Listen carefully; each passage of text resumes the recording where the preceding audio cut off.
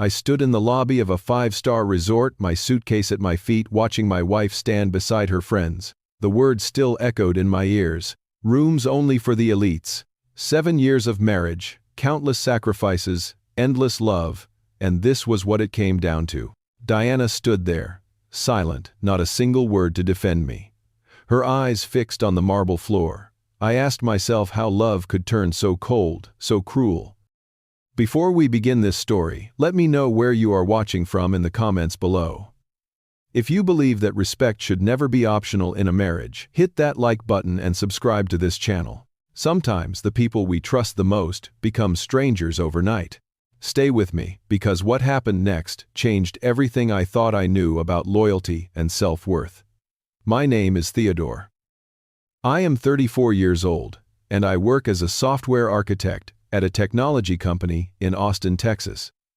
But that is not where my story begins. I grew up in Columbus, Ohio, in a modest 3-bedroom house on a quiet street. My father was an electrician who worked 6 days a week. My mother kept the books for a local grocery store. We were not rich, but we never went hungry. My parents taught me the value of hard work, humility, and treating people with dignity, regardless of their status. I earned a scholarship to Ohio State University and graduated with honors in computer science. After college, I started as a junior developer, earning barely enough to cover rent and student loans. But I kept my head down and worked harder than anyone around me. Over 12 years, I climbed the ladder one rung at a time. Today, I lead a team of 20 engineers and earn more than I ever imagined possible. But here is the thing about me: I never felt the need to show it off. While my colleagues bought luxury cars and designer watches, I drove a 7-year-old Honda and wore the same jacket I bought 5 years ago. I invested quietly in real estate and stocks, building a portfolio that would make most people's jaws drop. Only my accountant knew the full picture. Not even my wife. I met Diana 8 years ago at a small coffee shop near downtown Austin. She was sitting alone, reading a paperback novel, her hair tucked behind her ear. Something about her simplicity drew me in.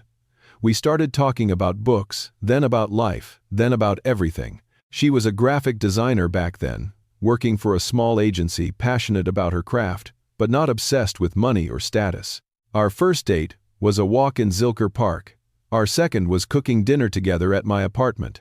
By the 3rd month, I knew she was the one. Diana laughed at my jokes, challenged my ideas, and never once asked what I earned or what I owned. She said she loved me for who I was, not what I had. I believed her.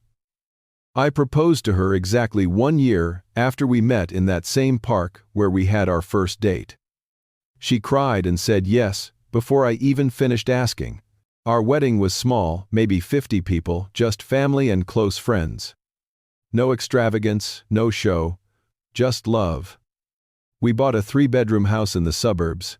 Nothing fancy, but it had a big backyard and a porch where we would sit together on summer evenings. Diana decorated every room with care. She called it our forever home. I thought we were building something unbreakable, but things started to shift about 3 years ago. Diana landed a new job at a high-end design agency downtown. The pay was better, the clients were wealthier, and she was suddenly surrounded by a very different crowd.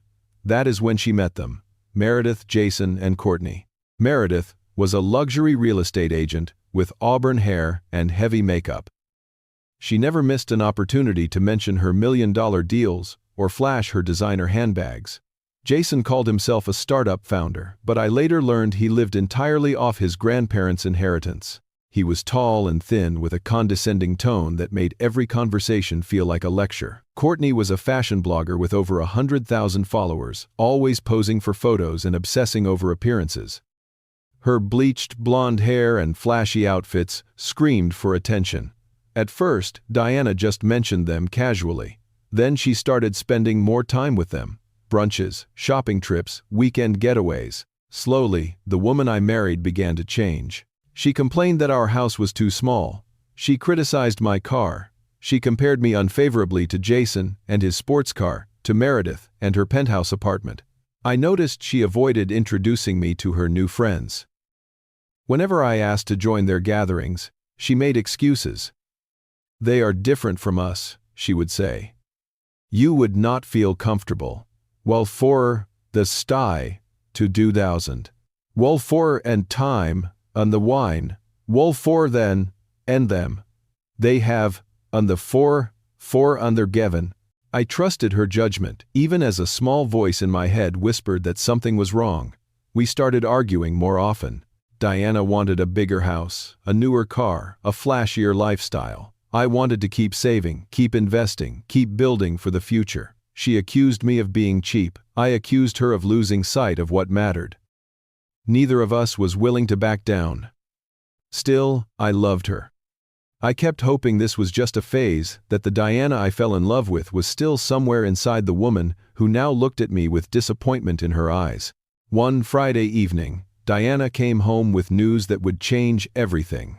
She announced that the whole group was planning a trip to Palmetto Bay Resort in the Florida Keys. 4 days, 3 nights, at a 5-star oceanfront property. My wife said Meredith had handled all the bookings. When I asked about the details and costs, Diana brushed me off. "Everything is already arranged," she said. "Just pack your bags." I offered to book a separate room for the two of us, something nice where we could have privacy. Diana shook her head quickly. "No need," she replied. "It is all taken care of." Something in her voice made me uneasy, but I pushed the feeling aside.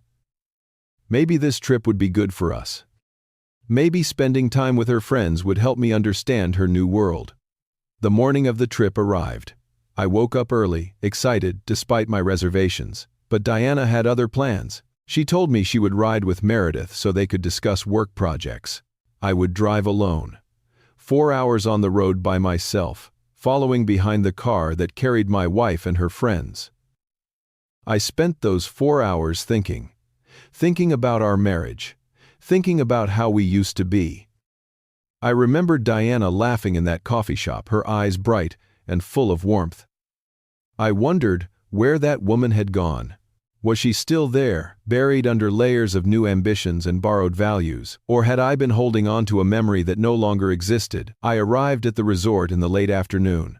The place was stunning. Crystal chandeliers hung from vaulted ceilings. The floors gleamed with polished marble.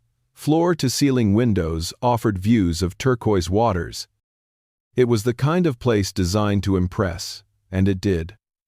I spotted Diana and her friends in the lobby, already laughing and chatting near the reception desk. I grabbed my suitcase and walked toward them with a smile on my face. Meredith looked at me as if I were a stranger who had wandered into a private party. Jason gave a cold nod. Courtney did not even glance up from her phone. I followed Diana to the check-in counter. The receptionist, a young woman with a polished smile, began confirming the reservations. 3 rooms. Meredith, Jason, and his girlfriend. Courtney. I waited for our names. They never came.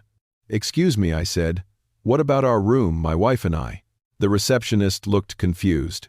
She scrolled through her computer, then shook her head apologetically. "I am sorry, sir, but I do not see your name on the booking."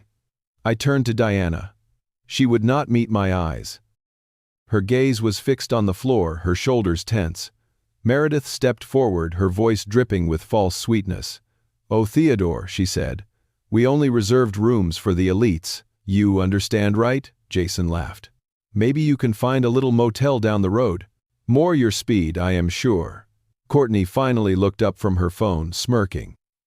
"Do not worry. Diana can come visit you sometimes. We will not keep her all the time." Their laughter filled the lobby. I felt the eyes of other guests turning toward us, curious about the commotion. Heat rose in my chest, but I kept my composure. I looked at Diana, waiting for her to say something, anything. She finally spoke, her voice barely above a whisper. "Maybe just for this trip, okay. They have their standards, and I do not want to make things awkward." Standards. The word hit me like a punch to the gut. 7 years of marriage, and my wife had just called my humiliation a matter of standards. I stood perfectly still for a long moment. The laughter of Meredith, Jason, and Courtney still echoed around me. Diana remained frozen, her eyes avoiding mine. In that silence, I understood something with perfect clarity. This was not an accident. This was not a misunderstanding. This was a test. They wanted to see me beg. They wanted me to prove them right about being beneath them. But I am not a man who begs. I reached down and gripped the handle of my suitcase. My hand was steady. My voice was calm. "You are right," I said, looking directly at Diana. "I do not belong here." Then I turned and walked away. I did not look back. Behind me, I heard Jason mutter something smug. Meredith laughed and said she knew I would run. I ignored them all. My footsteps echoed on the marble floor as I crossed the lobby and pushed through the glass doors into the warm Florida evening. In the parking lot, I sat in my car for 10 minutes. My hands trembled not from fear but from anger, from hurt, from the crushing weight of betrayal. I thought about everything I had given to that marriage, every sacrifice, every compromise. Every moment I had put her needs before my own. And this was what it amounted to. Being mocked in a hotel lobby, while my wife stood silent. I pulled out my phone and scrolled through my contacts. My finger stopped on a name I rarely called. Marcus, the general manager of Palmetto Bay Resort,